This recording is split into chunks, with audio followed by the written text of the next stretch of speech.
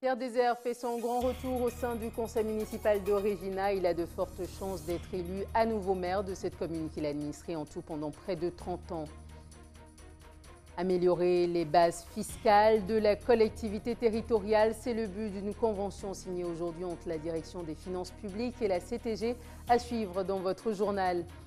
Et puis, les cloches des muguets du 1er mai annoncent la reprise de l'activité des fleuristes guyanais. Un an après les mouvements sociaux de mars-avril dernier, leur commerce est en pleine refloraison. Madame, Monsieur, bonsoir. Bienvenue dans votre journal que vous pouvez également suivre en direct sur Facebook. À la une ce soir, une victoire écrasante de la liste de Pierre Désert lors du second tour de l'élection municipale intégrale partielle hier à Regina. Retour sur cette élection qui génère beaucoup d'espoir au sein de la population. Regardez.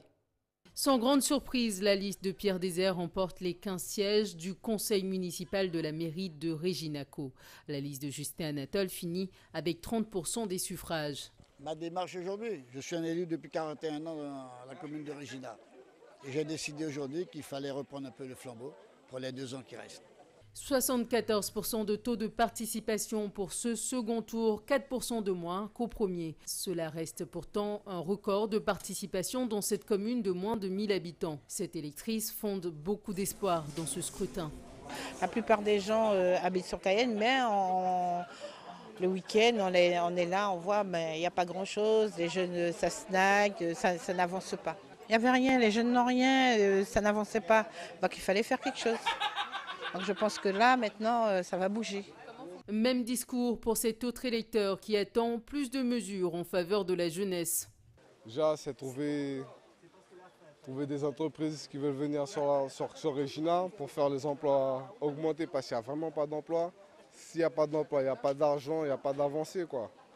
Il n'y a rien, il n'y a même pas un parc. Chaque quartier à Cayenne, chaque quartier, ils font un petit parc. À Regina, j'ai quel âge? J'ai 26 ans. J'ai jamais vu aucun parc à Regina jusqu'à maintenant.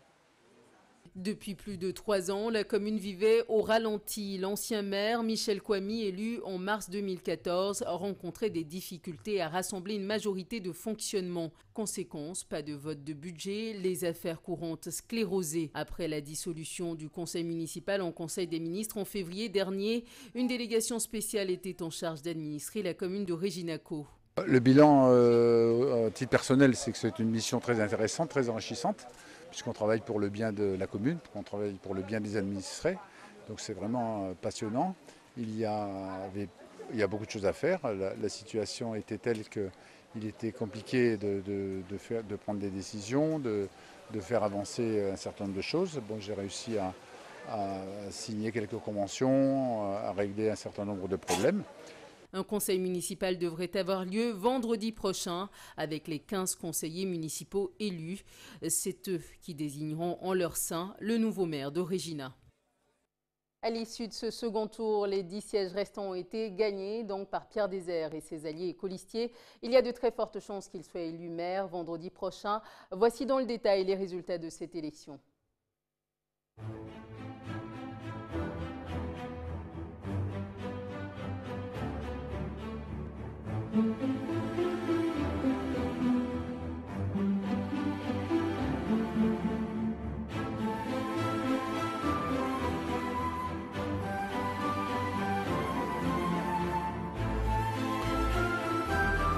De Pierre Désert. Michel Kouami ne s'est pas présenté au second tour de cette élection du conseil municipal de Regina. C'est lui qui en avait demandé la dissolution dès 2014. C'est également lui qui a initié une poursuite judiciaire à l'encontre de Pierre Désert pour des faits notamment de prise illégale d'intérêt. Aujourd'hui, il dénonce la non-conformité des bulletins de vote de son adversaire. Michel Kouami était au micro de Pierre Tréfou. Lors du premier tour des scrutins, il y avait l'emploi par la liste menée par M. Désert de bulletins de couleurs. Le fait d'user de 2 couleurs sur un bulletin crée une forme d'attractivité et c'est bien cela que l'on doit empêcher que le jour même du scrutin, il y ait de la propagande électorale qui se déploie. La campagne se termine la veille à minuit. Donc après minuit, on ne développe plus des moyens publicitaires supplémentaires.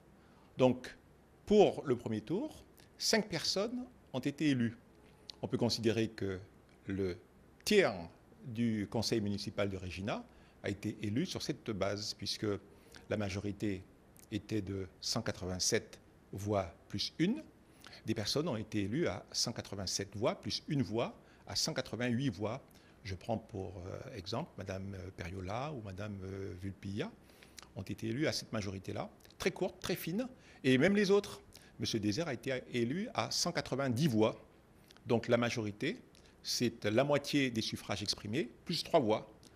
Donc cette irrégularité qui peut paraître pas aux yeux de certains d'une importance capitale, elle est capitale en l'occurrence parce qu'elle peut avoir joué sur 1, 2 ou 3 personnes. Il a suffi que cette faible influence-là détermine le sort du conseil municipal de Regina, puisque le deuxième tour se fait avec l'avantage déjà enregistré. Michel Kouami a donc engagé une poursuite judiciaire contre ces bulletins de vote qu'il juge non conformes, à suivre dans nos prochaines éditions. La CTG et la direction des finances publiques tissent un partenariat pour améliorer les bases fiscales. Quel est l'état et quelles sont les perspectives des finances de la CTG? Voici des éléments de réponse avec Rodolphe Alexandre, le président de la CTG, et Jean-Paul Catanès, directeur général des finances publiques. Tous deux s'exprimaient au micro de Gaël Wassim. Nous avons signé ce matin avec le président de la CTG ce qu'on appelle une convention de vérification sélective des locaux. C'est un travail de collaboration entre les services de la CTG et les services de la direction des finances publiques. Et c'est une convention qui permet de travailler à l'amélioration de la qualité des bases de la fiscalité locale, c'est-à-dire principalement taxes d'habitation et taxes foncières. Et ce qu'on cherche à faire, effectivement, c'est avoir des bases de fiscalité locale qui reflètent la réalité du terrain. Il y a beaucoup de constructions, parfois anciennes, qui ont été édifiées, parfois sans permis de construire. Et donc l'administration fiscale n'ayant pas cette information, il faut aller la récupérer sur le terrain. Et pour ça, nous collaborons avec les collectivités locales, en Guyane comme ailleurs. Sont concernées la CTG, mais aussi certaines communes, si elles souhaitent signer ce type de convention. On en a déjà signé avec certaines communes, toujours dans le sens d'une amélioration des bases de la fiscalité, qui concerne effectivement toutes les collectivités locales. Vous savez que les taxes sont réparties entre la CTG, les EPCI, les regroupements, et puis les communes, bien sûr. Cette convention, en fait, c'est l'actualisation et l'amélioration, je l'espère, en termes de performance, d'une convention qui existait déjà et qui avait été signée avec le département. Celle-ci sera mieux ciblée. Voilà, ces opérations-là, nous les avons fait déjà il y a de cela environ 4-5 ans. Donc j'ai un nombre d'opérateurs qui sont recrutés, qui sont formés par la DRFIP et qui iront sur le terrain enquêter, rencontrer les personnes et jauger des bases et des valeurs fiscales. Et donc ça va remonter après et ça fera l'objet d'un traitement. Et ensuite, nous serons capables d'afficher de façon équitable, de façon démocratique, les répartitions des impôts.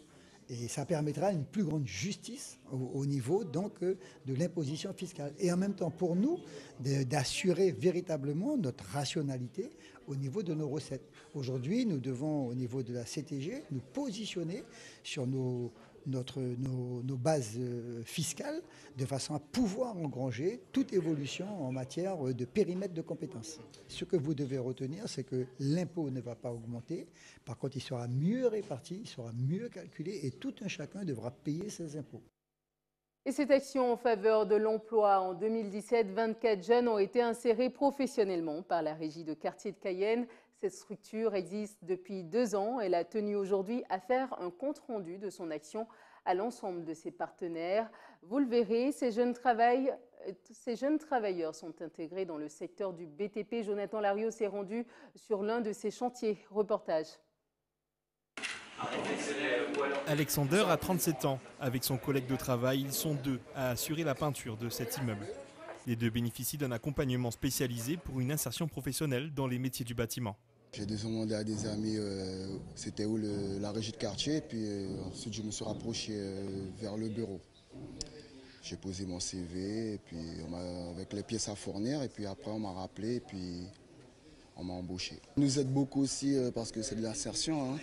On est là pour un moment et après on nous fait faire des formations et c'est de voir après les 2 ans qu'on a en CDDI. Après on a un contrat. Des cas comme ceux-ci, la Régie de quartier de Cayenne en gère plusieurs dizaines par an. Depuis sa création il y a 2 ans, la structure d'accompagnement prend en charge de plus en plus de personnes vers une insertion professionnelle. Tous les salariés qui passent par chez nous sous forme de SAS doivent par la suite sortir de l'autre côté avec un emploi à durée déterminée, indéterminée, ou avec une formation ou avec quelque chose. Il faut absolument qu'en sortant de chez nous, qu'ils puissent avoir, on va dire, un minimum de formation qui lui permette par la suite d'aller sur le marché de l'emploi avec des armes, avec des arguments, disons qu'il a fait de la formation, il a un contrat de 2 ans quand même déjà. Il a participé à l'effort de formation et donc du coup, on a à peu près enlevé quelques freins qu'il y a à l'emploi. Un cap sera bientôt franchi pour la Régie des quartiers de Cayenne qui obtiendra son label de régie officielle par la présidente du réseau national en mai prochain. Un mot de consommation, la préfecture de Guyane a publié les prix des carburants pour ce mois de mai. Le super sans-plomb coûte 1,59 €, soit une hausse de 4 centimes par rapport au mois d'avril. Le gasoil est désormais à 1,40 € le litre, soit une hausse de 5 centimes. Enfin, le prix de la bouteille de gaz baisse de 23 centimes et coûte désormais 20,83 €. Un tour en Guadeloupe à présent avec cette question sur toutes les lèvres. Quand Marie-Galante sortira-t-elle de l'enfer des sargasses? Depuis plus d'une semaine, la commune est asphyxiée par les sargasses. Chaque jour, des équipes de la commune déblaient près de 150 tonnes d'algues. Reportage d'Anne-Elisabeth Artsen et de Moïse Dechter. Envahie depuis plus de mois, la commune de Capesterre de Marie-Galante fait face à une situation sanitaire sans précédent avec l'échouage d'algues sargasses dans le bourg. Depuis un mois, on retire chaque jour entre 120 et 150 tonnes de sargasses par jour. Je pèse bien mes mots, 120 et 150 tonnes par jour. On a 2 engins à chenilles qui travaillent en permanence, 3 tractopelles normales et 4 camions, 3 de 30 tonnes, ça veut vous dire, et plus des tracteurs qui transportent la canne, c'est des 30 tonnes. Vous voyez tous les moyens que la commune a mis à disposition pour pouvoir éradiquer ce phénomène, que je dis en plus qui est nocif pour la santé. C'est vrai que l'ARS nous dit qu'à 5 ppm, bon, les gens peuvent rester. Mais moi, je ne dis pas au moment, quand vous êtes juste au port de pêche, on a mesuré, à ce moment, il y avait 13 ppm. Et c'est vrai que Madame le maire, on a pris un arrêté pour empêcher les gens pratiquement de faire du sport et de circuler. Pour les riverains, le plus dur à supporter reste cette odeur nauséabonde qui plane dans tout le bourg de la commune, sans oublier les autres symptômes physiques. Moi, j'habite ici, pas sur le littoral, mais moi, un pied en retrait de la Rita, moi, dans l'autre bord. Mais tous les jours, c'est une catastrophe. Parce que là, l'odeur sulfurée là, qui gagne là, ça n'est pas bon pour personne. Tous les jours, on a levé des courbatures, on a mal à la tête, et puis j'ai brûlé. Nous avons brûlé aussi. Corps pas si pas tenir rien. Ça n'est pas bon. Il faut trouver une solution. La situation est catastrophique. Et je ne sais pas si ça va finir un jour, mais je crois qu'on va même nous évacuer parce que franchement, ma mère habite là et elle est âgée, elle est déjà malade. L'odeur. Ah ouais, c'est infect. Hein. Ah ouais. Mais pourtant, il nettoie. Mais le lendemain, il y a autant. Alors, ça finira jamais. De temps en temps, il faut admettre qu'on doit quitter le bourg. Parce qu'au bout d'un moment, on ne peut pas rester. Il y a du travail qui se fait éventuellement, mais d'un jour à l'autre, c'est comme si c'était du travail pour rien. En fin de journée, quand ils ont fini, tout est clean. Le lendemain matin, c'est comme s'ils n'avaient rien fait. C'est vraiment infernal. Tout échouage d'algues dans les 300 mètres de la commune est de la responsabilité du maire. Capesterre de Marie-Galante a d'ores et déjà déboursé environ 70 000 € pour tenter de résorber le phénomène et permettre à ses riverains de respirer un peu d'air frais en attendant les solutions pérennes. Retour en Guyane. Après une année 2017 en berne, en raison des mouvements sociaux, les fleuristes s'apprêtent à vendre aux Guyanais le fameux muguet, fleur emblématique de la fête du travail. Galloissim est parti à leur rencontre. Pour eux, cette année s'annonce fleurissante. Reportage. Comme chaque année, à la veille de la fête du travail, les petites mains s'affairent autour du muguet. L'an passé, en raison du mouvement social, ces petites fleurs étaient très rares. Une période que les fleuristes peinent à oublier. 2017 est une année qu'on préférerait oublier. Voilà, il n'y aura pas plus de commentaires, mais c'est vrai que ça nous a porté beaucoup de tort. On s'est un petit peu adapté, sachant que la Guyane était en période de grève. On n'a pas, nous personnellement, nous n'avons pas importé, on n'a pas pris le risque d'importer du muguet l'année dernière. Cette période, elle a été très très dure et je vous assure, et cette année, je ne voulais même pas en commander parce que la vente est très calme en ce moment.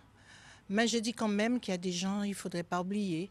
Alors j'ai commandé un peu, mais c'est très très très calme. Si certains espèrent un regain d'affluence, d'autres se montrent déjà beaucoup plus optimistes. Cette année, ça s'annonce très bien. Le muguet est arrivé, tout beau, tout frais.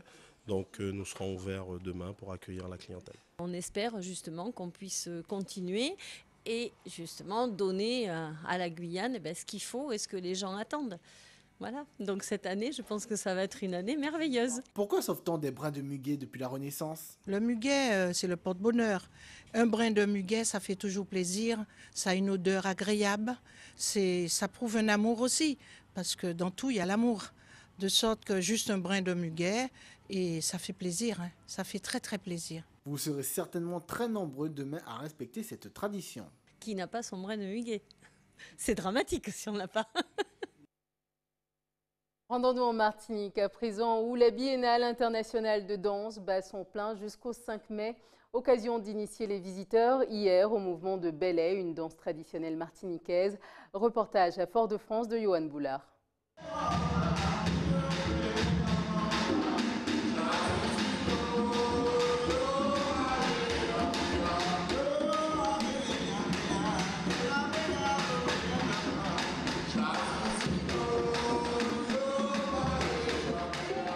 Dans des manifestations, quand aller au cas où c'est mon encart, vous quand vous montez qu'à danser, quand dit mon Dieu Seigneur, soit moi te faire des bagages comme ça et puis entrer au combat, hein, montrer mon exprimer comment même ces bagages là. En plus des chansons, m'envoyer geste là derrière, m'envoyer belle derrière, m'a senti mon fond de bagages là. C'est pour ça qu'on m'a venu aujourd'hui pour m'en faire parler les pas.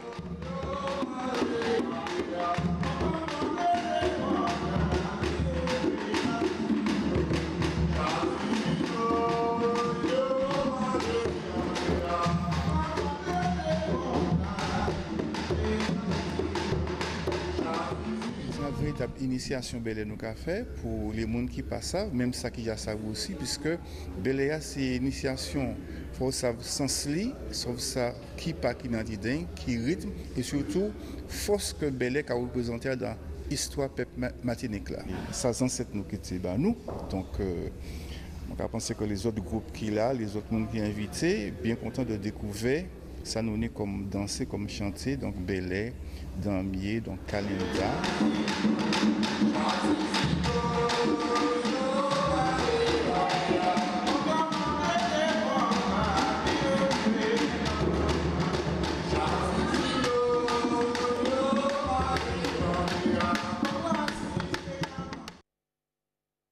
Un mot de musique pour clore ce journal. Louis Armstrong, Duke Ellington et la Fitzgerald, des grands noms du jazz revisités en cette journée internationale dédiée à ce style musical. Ce soir, aux Zéphyrs de Cayenne, des artistes de la scène jazz guyanaise accueilleront le bassiste et compositeur sénégalais Alun Wade. Mais avant d'écouter les précisions au micro de Pierre Tréfaux, regardons ensemble ce clip d'Alun Diaz.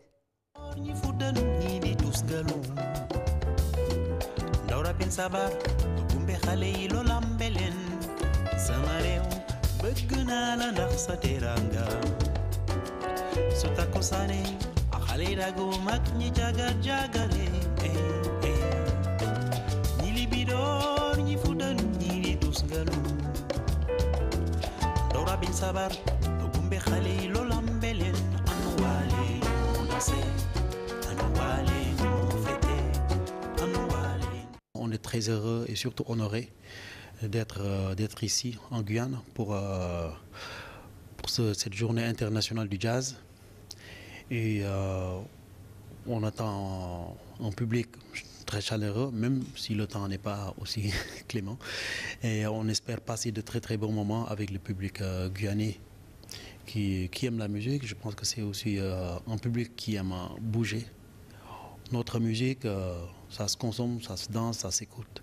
Et nous espérons passer de très bons moments ce soir ensemble. Il y aura la HB King Créole en première partie. C'est des musiciens guyanais qui vivent à l'extérieur du pays. Et après, je crois, moi, avec ma formation, il y a le percussionniste Adil Mirgani qui est marocain, qui est du Maroc.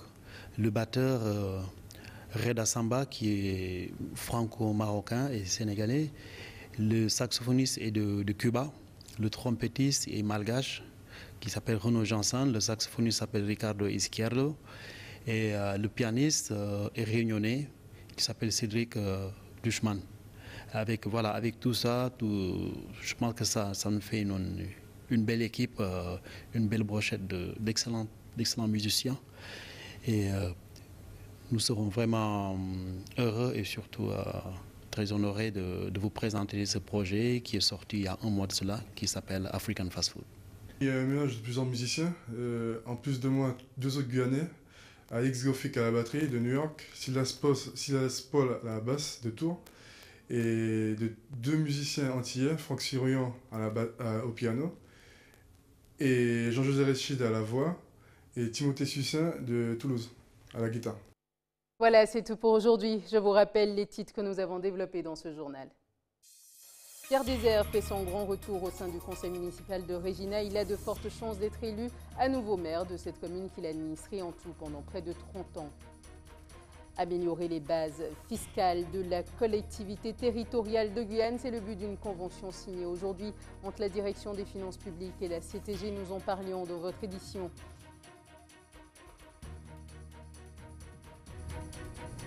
Et puis les cloches des muguets du 1er mai annoncent la reprise de l'activité des fleuristes guyanais. Un an après les mouvements sociaux et le ralentissement de leur activité, leur commerce est de nouveau en refloraison. Merci de nous avoir suivis. Prochain point de l'actualité dans quelques instants avec nos confrères de BFM TV. Je vous retrouve très bientôt. Mais demain, vous retrouverez Chris Phillips pour l'actualité locale et régionale. Merci de votre fidélité. À très bientôt.